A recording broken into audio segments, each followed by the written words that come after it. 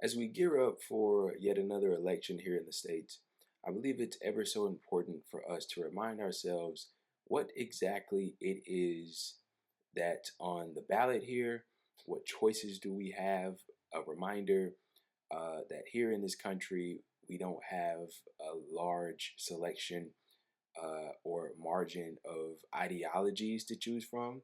Pretty much every 4 years, the same thing is on the ballot, and that same thing is austerity. And it seems like it's once again being served to us, of course, in a different form. What I want to do in this video is basically show you a culmination of what I believe this represents. So Donald Trump was asked by one of his supporters what he planned to do to combat higher rent prices. Need I remind you that the cost of living in this country continues to rise, yet the wages and salaries of the workers, of the majority of people, aren't rising to meet that rising in cost and rent and cost of living and all that stuff.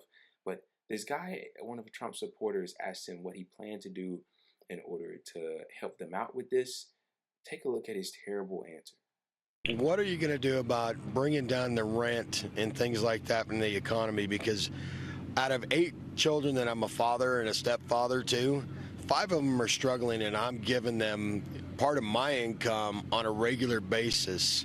How are you going to make the economy not just the the food and electricity, but bring down the rent prices, the housing prices, so that these kids can survive and without their parents' help? Such a good question, You're Mr. right. President.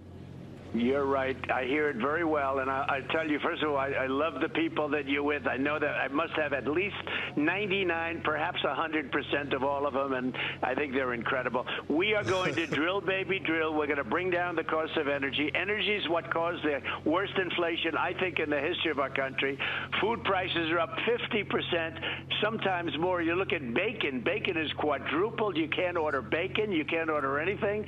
We're living horribly. We have the worst inflation we've probably ever had in our country, and it started because of energy. We're going to drill, baby, drill, and then we're going to have China and all of these countries that were treating us good when I was there toward that. I mean, it took me a long time to get them to behave properly. All of these countries are going to, again, stop. Like 4 years ago, I could ask you, you were in great shape. You had low energy costs. You had low food costs. Everything was good. You could buy a house. You had low interest rates, 2% interest rates. You had gasoline at $1.87. Now it's $5. And by the way, going up very substantially. But you had gasoline at $1.87 a gallon. Nobody talks about that anymore. Nobody even can believe it's going to happen. It's going to happen again. We've got to get the energy prices down, and everything else is going to be tumbling down with it, the prices. The guy asked him about rent, and he went on a tangent talking about foreign countries and all the rest of it, and we'll get into that. But it never fails to amaze me the mental gymnastics that these people do in order to avoid actually answering substantive questions, because they don't have an answer, they don't have a solution, they don't have anything in order to make these problems go away.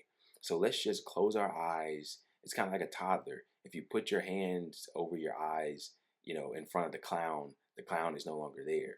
And that's exactly what these careerist politicians do when it comes to actually doing things that'll help working people across this country. So he asked him there, that guy, that supporter. And by the way, I love videos like this because they really give you a real look at how things truly are in society, in the world. There are probably countless, not probably, there are 100% countless supporters of a person like Donald Trump that thinks like this guy does, that has questions like he does, that are in the same predicament that he is.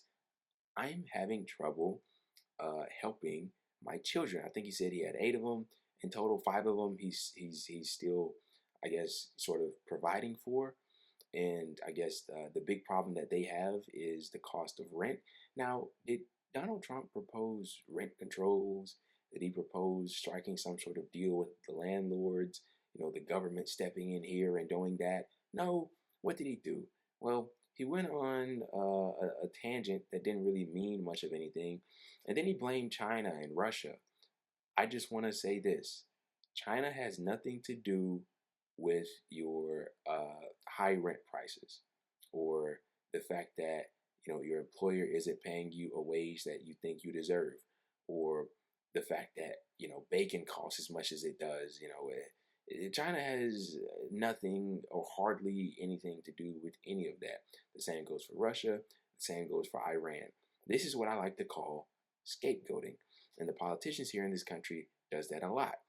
Now, on the other side of things, as far as the newly chosen Democratic candidate, that being Kamala Harris, we don't even really know what she's for at all, but it seems like it's the same old, i.e., austerity.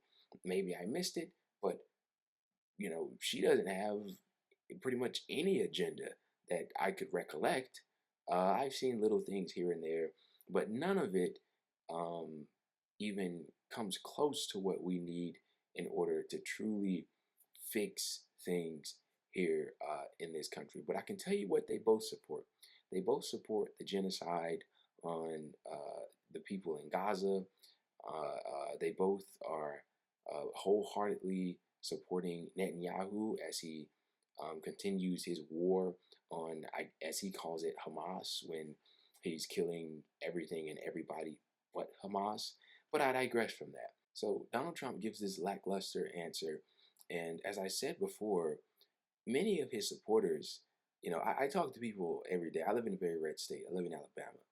And I talk to people all the time, people that would very excitedly and jovially support something like a 4-day work week, which Donald Trump and all of his cronies would decry as some form of communism or whatever.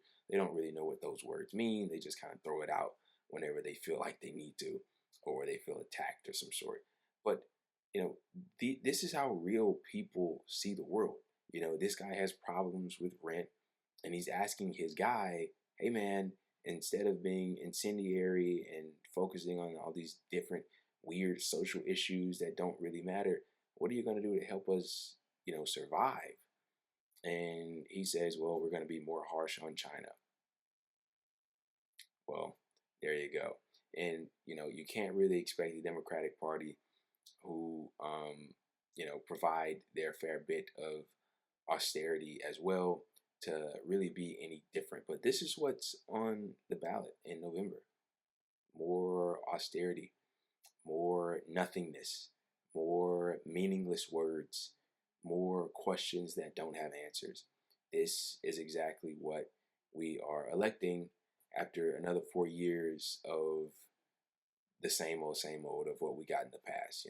I'm always reminded of what Joe Biden told his donors: nothing will fundamentally change. And I have to tell you, nothing has fundamentally changed.